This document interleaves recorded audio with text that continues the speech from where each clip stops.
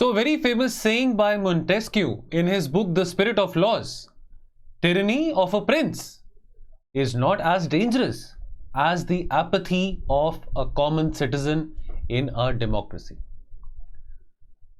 UPSC में आजकल trend चल पड़ा है फिलोसॉफिकल कोट्स के ऊपर एसे का, तो मुझे लगा कि आइए इस कोट को मैं न्यूज़पेपर में पढ़ रहा था कुछ दिन पहले। इस कोट को मैंने इंडियन एक्सप्रेस में पढ़ा था, तो मेरे को था कि चलो इस कोट को यहां पे इंटरप्रेट करते हैं और समझते हैं कि कैसे ये हमको एसे के लिए हेल्पफुल हो सकता है। अब अगर नहीं भी आपको ऑप्शनल पॉलिटिकल साइंस का या सोशियोलॉजी का या फिलॉसफी का, आई एम श्योर आपने यूपीएससी की तैयारी में आपने वर्ल्ड हिस्ट्री पढ़ी है। वर्ल्ड हिस्ट्री में आपने इंडस्ट्रियल रेवोल्यूशन के बारे पढ़ा है, आपने फ्रेंच रेवोल्यूशन के बारे पढ़ा है, आपने इंग्लिश रेवोल्यूशन के बारे पढ़ा है, मॉन्टेस्क्यू के बारे आपने जरूर सुना होगा ना, एक फेमस फ्रेंच पॉलिटिकल फिलोसोफर थे। तो उनकी किताब थी स्पिरिट ऑफ लॉस, जिसमें उन्होंने ये बात लिखी है। नाउ क्या हमको political science, sociology, philosophy optional होने का लेवरेज है? क्या तभी हम इसको कोट को इंटरप्रेट करके ऐसे में लिख पाएंगे? नहीं, ऐसा कोई डायरेक्ट लिंक नहीं है। चाहे जो भी आपका ऑप्शनल है, इस कोटेशन को एक लेमैन नजरिए से हम यहां पे डीकंस्ट्रक्ट करते हैं। आइडिया ऑफ डेमोक्रेसी की बात आती है। देखिए, डेमोक्रेसी के बारे पिछले कुछ 2 हफ्तों में तो ज्यादा ही बातचीत हुई है। मोदी जी गए थे, स्टेट विजिट पे गए थे। भारत G20 की प्रेसिडेंसी भारत के पास है। अभी कुछ महीने पहले भारत को मदर ऑफ डेमोक्रेसी का खिताब भी मोदी जी ने दिया था। हम सबसे ज्यादा लार्जेस्ट डेमोक्रेसी हैं दुनिया में। अमेरिका दुनिया की सबसे पुरानी डेमोक्रेसी है। हालांकि डेमोक्रेसी का आइडिया हमको अंग्रेजों ने नहीं दिया। हम अगर अपने सभ्यता में भी झांक के देखें, डेमोक्रेटिक ट्रेडिशंस हमारी सभ्यता में एग्जिस्ट करते थे, लेकिन डेमोक्रेसी के बारे चर्चा बहुत ज्यादा पिछले कुछ दिनों में हुई है। और ये जून का ही महीना था जो भी निकला है। याद होगा आपको 25 जून 1975, जब वो काले दिन, वो काला काल इमरजेंसी का भारत ने देखा। इसके बारे भी मोदी जी ने अपनी मन की बात एड्रेस में इसका जिक्र किया था। अगर हम साउथ एशिया को ही देखें, तो साउथ एशिया में कोई एक देश में को बताएं जो इतने सालों से, 70-75 सालों से डेमोक्रेटिकली स्टेबल रहा हो। कोई भी नहीं है, भारत को छोड़ के। तो डेमोक्रेसी एक बहुत ज्यादा जरूरी चीज है, एक बहुत एसेंशियल रिक्वायरमेंट है, जहां पे आदमी और आम नागरिक अपनी क्वालिटी ऑफ लाइफ को एनहांस कर सकता है डेमोक्रेसी के जरिए। आज के टाइम पे बहुत सारे चैलेंजेस हम फेस कर रहे हैं, चाहे वो सस्टेनेबल डेवलपमेंट की बात है, चाहे वो ग्रीन ग्रोथ की बात है, चाहे वो पैंडेमिक्स की बात करें। Democracy plays a very important role as far as finding solutions to these problems is concern. Joe Biden ने भी इस पर्टिकुलर स्टेट विजिट पे, मोदी जी की स्टेट विजिट पे एड्रेस करते हुए कहा मीडिया को कि देखिए, फर्क है अमेरिका और चाइना के रिश्ते में और अमेरिका और इंडिया के रिश्ते में। आज अमेरिका रिकॉग्नाइज कर रहा है चाइना को as the significant other pole, और एक जो नया बाइपोलर कॉन्टेस्ट शुरू हुआ है, that is between America and China. However, China has scant regard for democracy. प्रधानमंत्री मोदी जी ने क्या कहा कि डेमोक्रेसी हमारे डीएनए में बसता है। ये जून का महीना हमने याद करा कि 1975 में वो जो काला काल हमने इमरजेंसी का देखा था, the dark days of emergency, जहां पे डेमोक्रेसी को कुचला गया था, लोगों की आजादी को कुचला गया था, freedom of speech, freedom of expression को, न्यूज़पेपर्स को बिल्कुल दबा दिया गया था। लेकिन उसके बावजूद भी हमारी डेमोक्रेसी ने इंड्योर किया, और ये क्रेडेंशियल्स हैं हमारी डेमोक्रेसी के। आज हम साउथ एशिया में ही नहीं बट दुनिया भर में 5th लार्जेस्ट इकोनॉमी बने हैं, and we are well on our way to become the 3rd largest economy by 2030। लेकिन जरा स्पिरिट ऑफ लॉस जो किताब मॉन्टेस्क्यू की थी, उस पर अगर हम जाएं, 1748 की बात, उन्होंने किताब स्पिरिट ऑफ लॉस लिखा था। वो कहते हैं जो हुकूमत है राजा की, जो टिरनी है प्रिंस की, वो इतनी खतरनाक नहीं है कॉमन मैन के लिए जितना खतरनाक कॉमन मैन का सोसाइटी में इमर्जिंग इश्यूज के टुवर्ड्स एपैथी दिखाना है। यानी कि अगर जो गंभीर समस्याएं हमारे सामने चल रही हैं, अगर हम एक ऑस्ट्रिच लाइक अप्रोच अडॉप्ट करें, which is burying our head in the ground, isn't that showing apathy? Towards the prevalent problems in the society. आज हम इतना इंडिविजुअलिस्टिक क्यों हो रहे हैं? Why are we as a society becoming more individualistic? As a society, if we become more individualistic, isn't that a threat to democracy? If अगर मेरे rights को हार्म हो रहा है, मेरे राइट्स वायलेट हो रहे हैं, और अगर मेरा तमाशा दुनिया भर के सामने हो रहा है, मेरे नागरिकों के सामने हो रहा है, उनको कोई फर्क नहीं पड़ रहा, तो क्या ये ज्यादती नहीं है?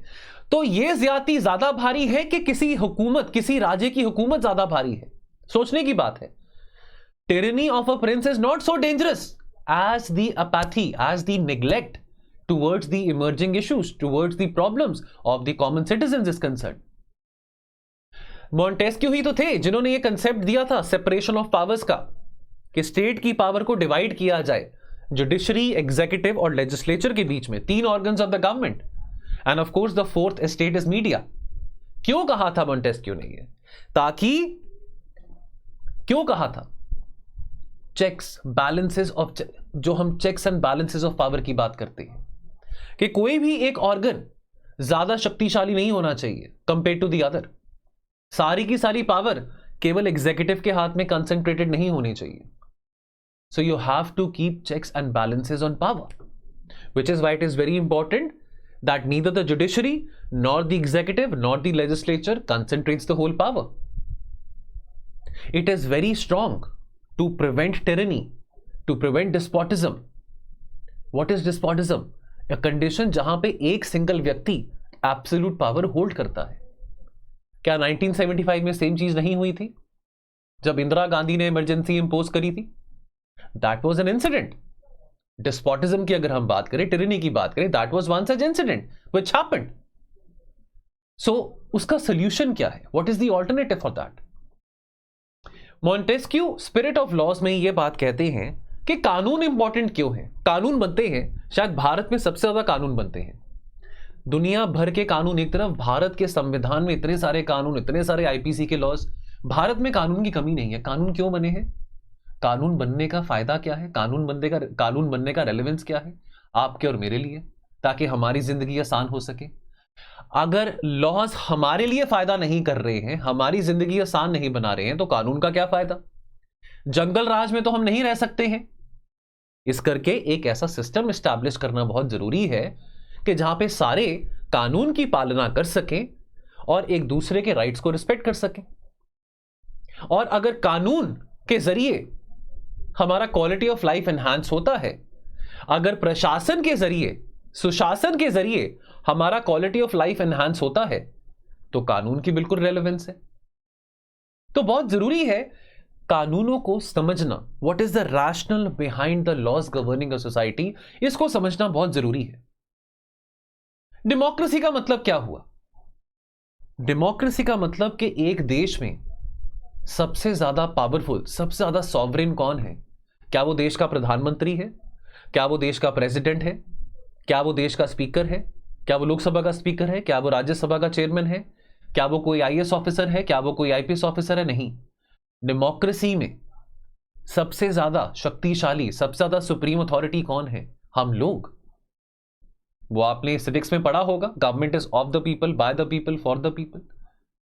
तो सबसे ज्यादा जरूरी है हम लोग। डिस्पोटिज्म का मतलब है कि एक सिंगल पर्सन की हुकूमत चल रही है, एक सिंगल पर्सन आदेश दे रहा है कि किस तरह से चीजें होनी चाहिए, किस तरह से नहीं होनी चाहिए। जैसे फॉर एग्जाम्पल हम हिटलर की बात करें, हिटलर अपने फरमान देता होता था, जो कह दिया बस वैसे ही होना है। क्या 1975 का पीरियड, क्या वो हमारी डेमोक्रेसी के लिए एक डिस्पोटिज्म वाला पीरियड नहीं था? एपैथी का मतलब कि आप इतना इंटरेस्ट नहीं शो कर रहे हैं, you are being ignorant towards something which demands your attention. Bharat में ऐसी कन्वर्सेशन पहले बहुत होती थी कि भारत का कुछ नहीं हो सकता। तो अगर भारत का कुछ नहीं हो सकता, इसका मतलब क्या हम इंटरेस्ट ना शो करें? Should we start neglecting the issues and the concerns which are happening in our society? Apathy का मतलब हुआ कि लोगों को कोई लेना देना नहीं है, कि हमको कोई लेना देना नहीं है। अगर 5 साल में एक बार हमको वोट करने के लिए आना है, आए तो भी सही, ना आए तो भी सही, हमारा किसी से कोई लेना देना नहीं है। जो मर्जी समाज में होता है होता रहे।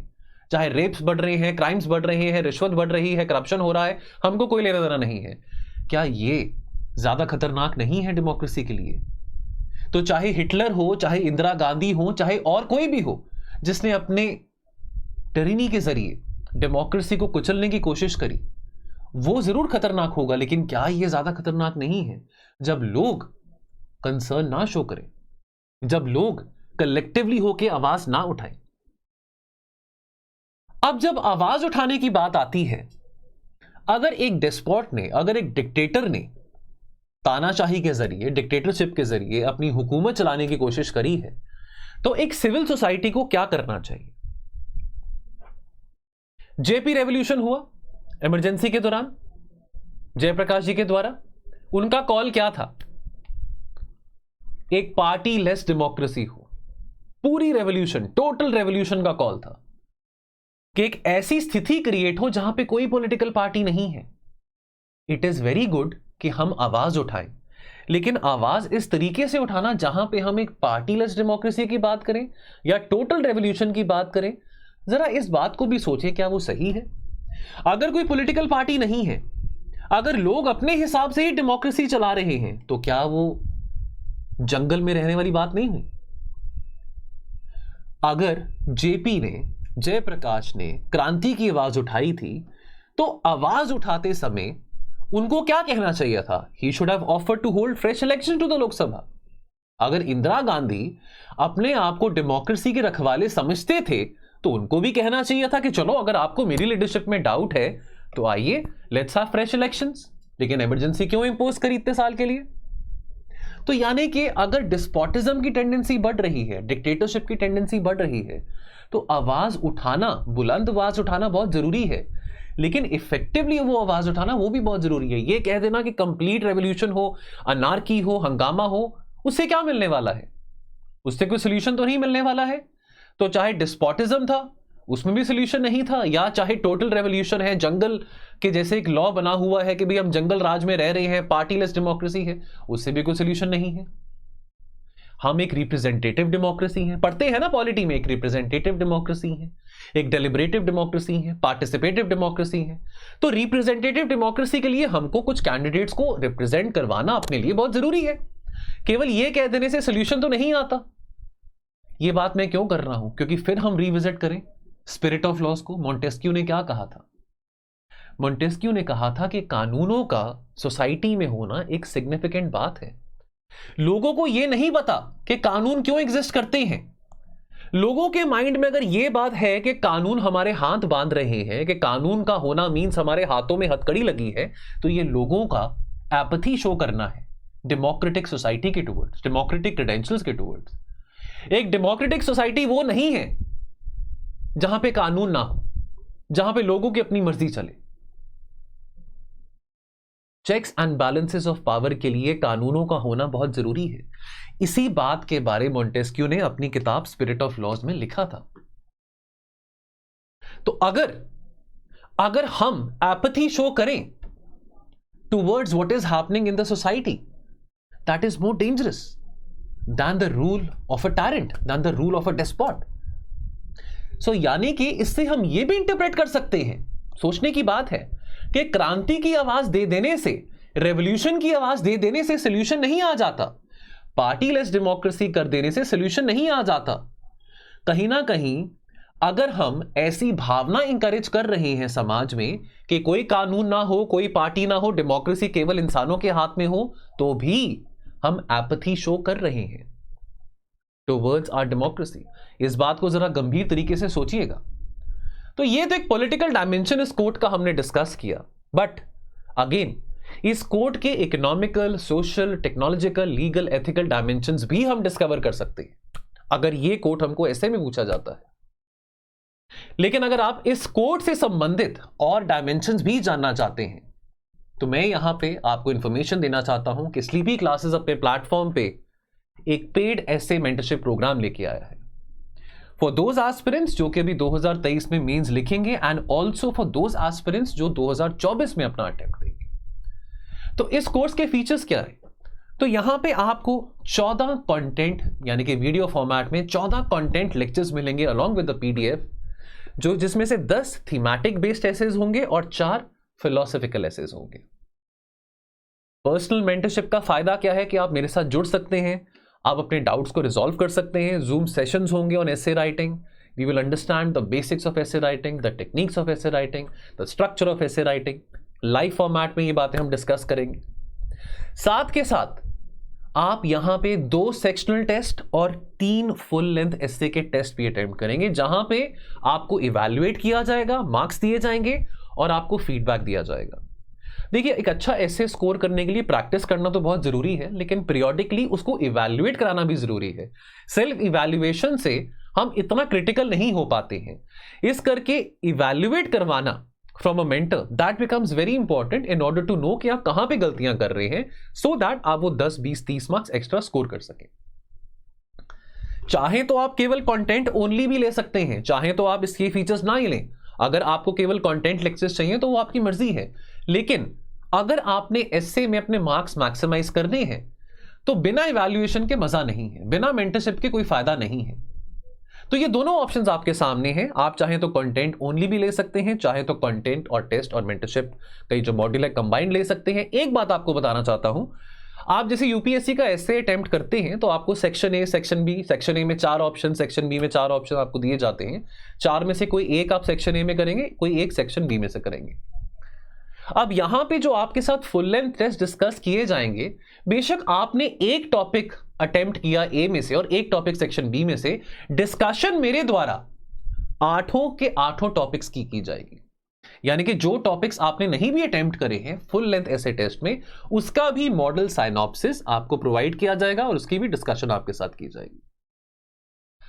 और दोस्तों, यही सेम फीचर्स है उन बच्चों के लिए जो कि 2024 में अपना अटेम्प्ट देंगे। तो आप अपनी प्रिपरेशन के हिसाब से अंदाजा लगा सकते हैं, और यदि इस ऐसे प्रोग्राम में जुड़ना चाहते हैं, हमारे टोल फ्री नंबर पे कॉल करें और तुरंत इस प्रोग्राम में एनरोल करें। मिलूंगा आपको ऐसे प्रोग्राम्स के मेंटरशिप प्रोग्राम में। Thank you so much.